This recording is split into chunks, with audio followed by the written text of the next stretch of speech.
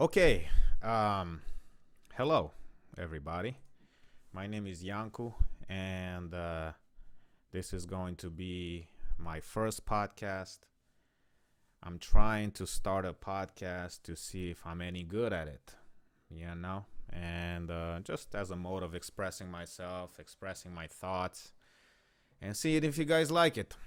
Um, so I don't really have a formula for this. I figure that I'll figure out a good formula as I go along instead of just thinking about it and overthinking and then not really doing anything. I figure I just go right into it. And as I go along, I'll realize what works, what doesn't. So I have a couple of points though that I want to touch on for today, and that's pretty much going to be it. Um, so, um, Number one, the war with Russia. Today is August 24th, 2022. And when I woke up, the first thing I saw was that Russia has invaded Ukraine. You know, that's a big deal. Because I really didn't think it was gonna happen. I thought it was all a big lie, just something to kind of put us on the edge, make us anxious. Which is nothing new in this day and age of COVID and all that stuff. Um, what do I think about the war with Russia? A lot of people think it's gonna start world. I always have trouble with this word, World War Three. Uh, I really don't have any opinion on that. It could, but the one thing that I do want to say about that, as with anything else really that's happening right now, is that you shouldn't trust anything that you see on TV, that you hear on TV or on the internet, or you read in the paper. All of the media that's out there, pretty much all of it, is owned by a few companies. It's like a pyramid um, situation, and all of these people as have one boss, or a group of people that are at the top, basically, who from the top they trickle down the information that they want you to hear. Now, it's not necessarily that the information is wrong. It's stuff that does happen in the world, but a lot of times, or I would say probably all of the times, the way they describe the story is wrong. Is meant to make you think something else is going on instead of the actual truth. Um, I mean, I don't really want to get into why they do all of this, but I do think that that's what's happening. Now, another thing that I believe, and this is just from my own research and what my common sense tells me, is that every head of the state in every country in the world, pretty much, is part of the deep state. Now, if you don't know what the deep state is, or what is referred to when people say deep state, the deep state, at least to my knowledge, and this is how I look at it, is a small group of people that are not necessarily representing a particular country. They have their own interests, and they work on a global level. What some may call the Illuminati, and I do think that they are the Illuminati, or Freemasons. They're all Freemasons. I'm throwing out a lot of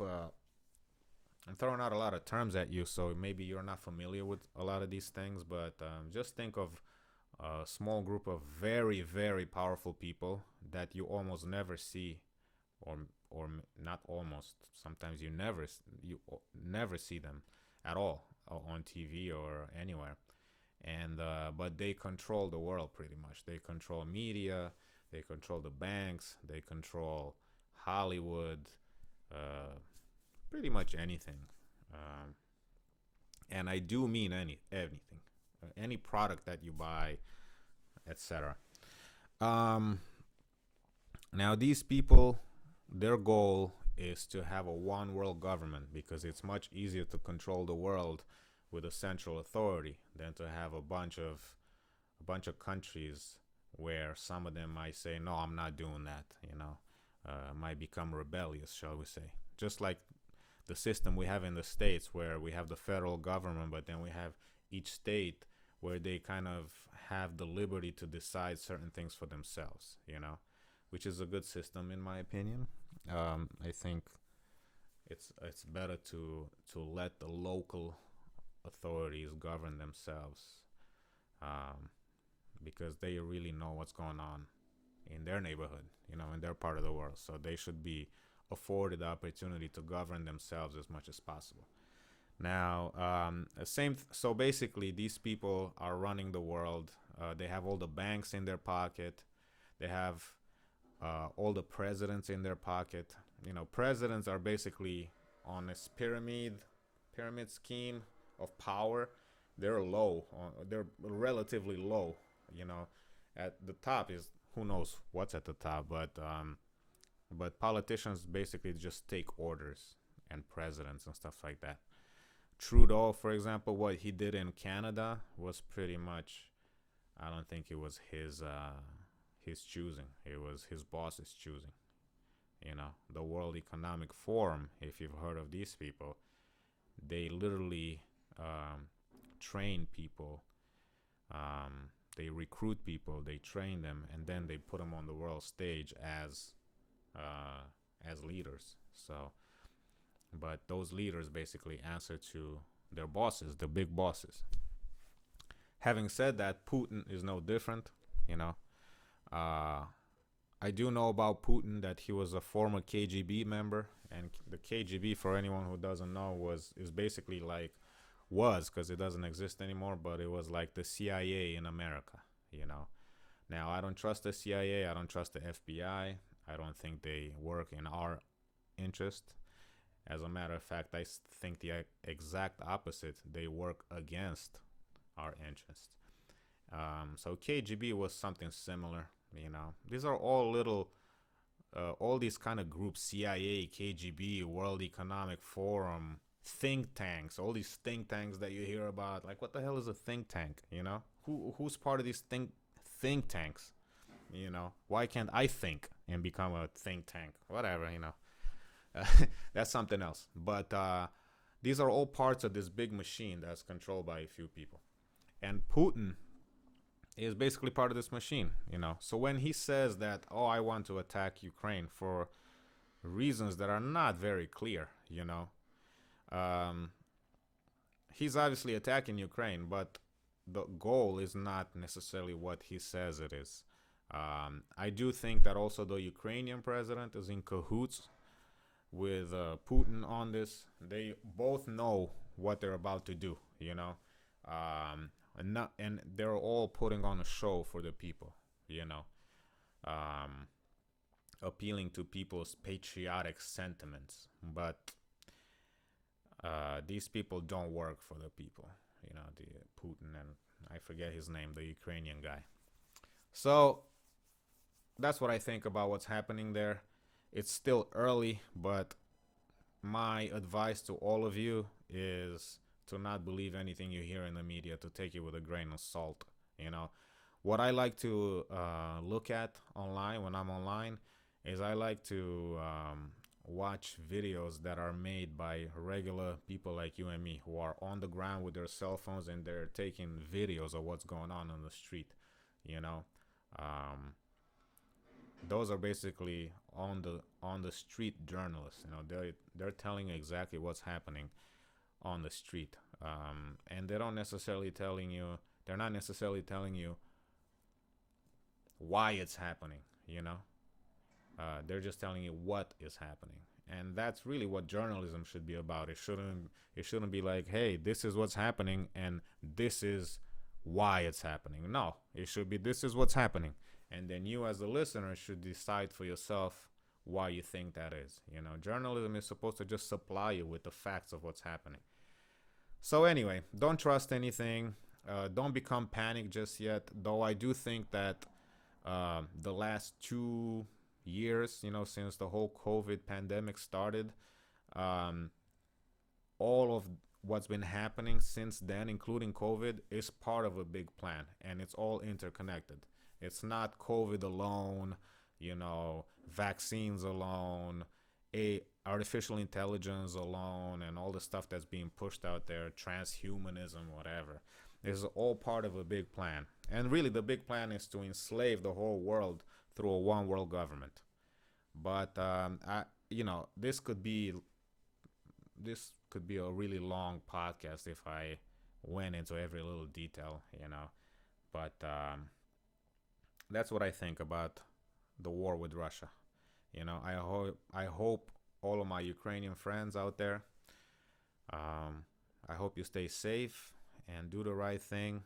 Um, and good luck to you. You know. Okay, next thing is thoughts. Look at me trying to be a philosopher out here. But the reason why I wanted to talk about thoughts is because I've been thinking, ironic.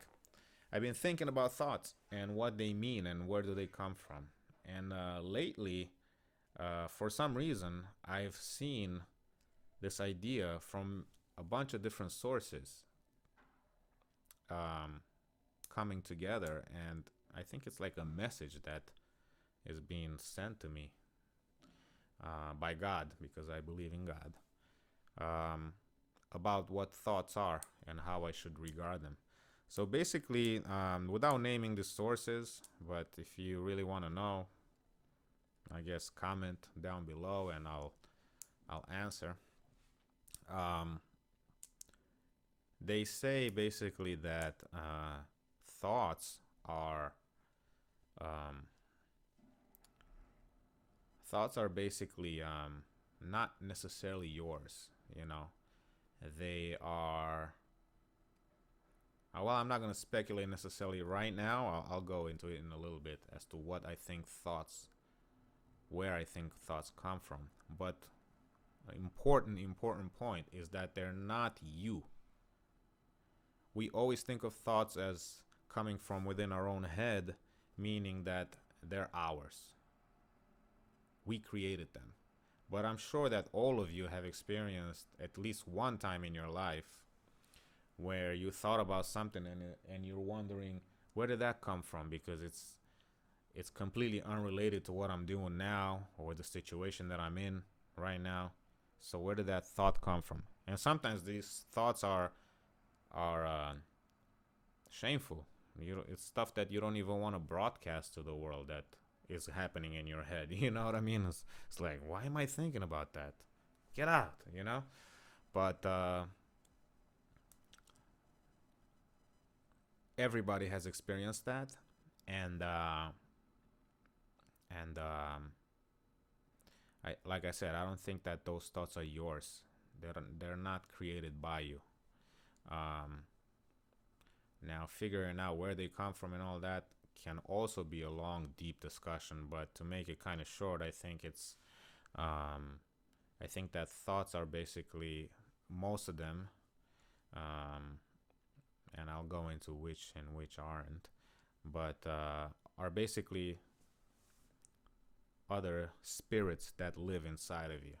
And what they're trying to do is they're trying to pretty much derail you or from what you need to do. They're not working for you. It's like basically Satan living in your head and telling you this. Examples of this is thinking you're not smart enough to pass a test if you're in school, not smart enough to get a particular job, not good looking enough to get a particular romantic interest that you have, etc. Um, just as an example, but it could be a lot more than that. These thoughts are basically, first of all, there's no way you can prove any of this stuff in these particular examples that I talked about. So why even bother yourself with that? Now, of course, some people may think, well, then how about when I think about good things, like I want to help my mom out, or I want to, whatever it is. As long as they're based in logic and uh,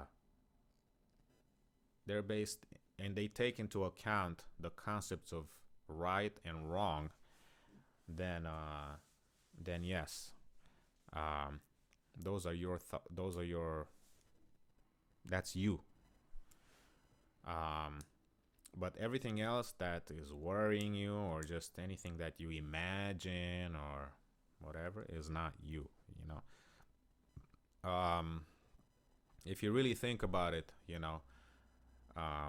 how do people act in the world based on what? Like, what are the rules that govern our behavior? You know, uh, my opinion, and this is also a biblical concept, it's all based on right or wrong. You do things because things are right. You avoid doing certain things because they're wrong. Um, so all of our actions are guided, if you analyze it deeply enough, of course, because at the surface it may be something different. But when you go deep enough, it's all related to a sense of right or wrong. It's a battle between good and evil. So when you're thinking about what to do next in a particular situation, you're guided by what's right and what's wrong. And when you do that, that's you. That's not some evil spirit, let's say, telling you otherwise or telling you something else. But when you're thinking about, like I said, things that make you insecure, or things that, an argument you had with your friend, and what did he mean by that? What did she mean by that? Should I do this? Should I, that's all there to torture you. Don't worry about it. You don't, it's not worth the time. Just stick to what's in front of you, uh, and move it along. Rely on what's good and what's wrong, what's right or wrong, and let that guide your actions. And don't worry about what people think about you, as long as you know it's the right thing. And of course you may be wrong, but that has to be, until you learn what's right or wrong, because sometimes it's not so obvious. But still, you should have that as the light that guides you in your behavior.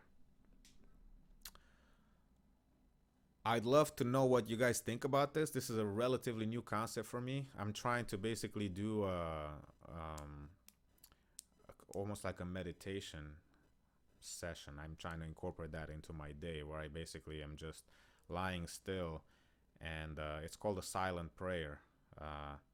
And you're not praying, you're not saying anything. You're just closing your eyes and try to concentrate on the present. Whatever it is, whatever you hear outside, whatever you feel, and observe the thoughts that come into your head, and have no opinion on them. Don't think they're good, they're bad. Just observe them coming in and be like, oh, okay, yeah, that thought popped in, but think of them as not yours. And this will help you understand who you really are. I think that's enough on that topic. Like I said, I would like to hear what you guys think about this in the comments. If anybody's watching this video, this is my first podcast. I do intend in the future to have guests if anybody wants to be part of this. And then also, last point is, if anybody has suggestions about how to improve this, or how to add new segments to the podcast, etc., let me know. If you want to be on the podcast, let me know. I'm a very curious person. I want to know about people's lives and what they think. I'm not going to be judgmental. So just comment down below. Okay. I hope you guys enjoy this, and until next time.